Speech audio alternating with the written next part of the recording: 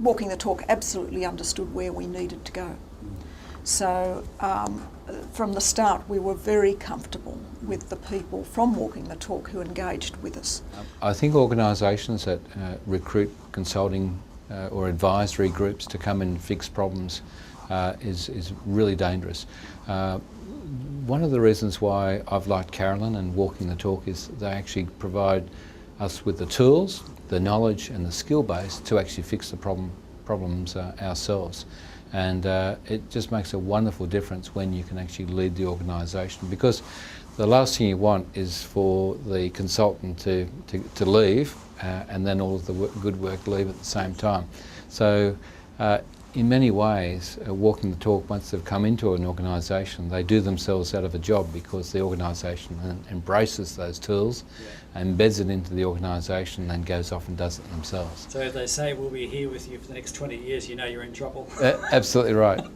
Maybe good for revenue, but not much else, not for the client. But it's a funny thing because we've been working with Walking the Talk now for, I guess, a couple of years, coming up to 3. But we're sort of sensing that we're almost at that point now where we're ready to do it all by ourselves, which is great. And the question really is, how far outside a comfort zone are you prepared to go, but also to watch that you don't overstretch everyone else. So if you go too far, if you put people into panic zone, and we've had a few examples even this afternoon where someone said something, if I do this, I'll probably cause them to retreat more. So the skill actually of being a culture kid is, how do I stretch people out of comfort zone by a couple of these things we're asking them to do, but not become so evangelical or so outrageous in your demands that you actually put people into panic zone, whereupon they immediately jump back. So the thing that really flicked the switch for me was really the approach that Walking the Talk took with us. So it wasn't imposed on us, it was very much a collaborative effort where they worked with the business to really get to understand the business and us personally.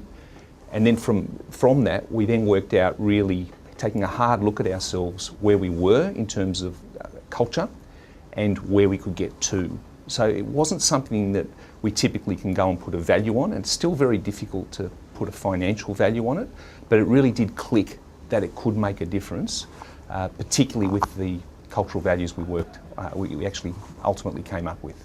We wanted to be left with the capacity to do this again for ourselves, or in fact to do it continuously. So it was the capacity building that was really important, I think, in the way in which we work together. So we've now got a language for talking to each other. We've got a series of processes for working together. We've worked out, the first thing of course was working out what the target culture should be. And I think the role of the Chief Executive can't be underestimated in this, in that while there was much to be done, he was very patient. And we had a very supportive board as well that was very interested in the issue of cultural renewal. So I think that patience, but structuring up the work in a project form, so that we could actually manage to the outcomes that we wanted. It was a very disciplined piece of work.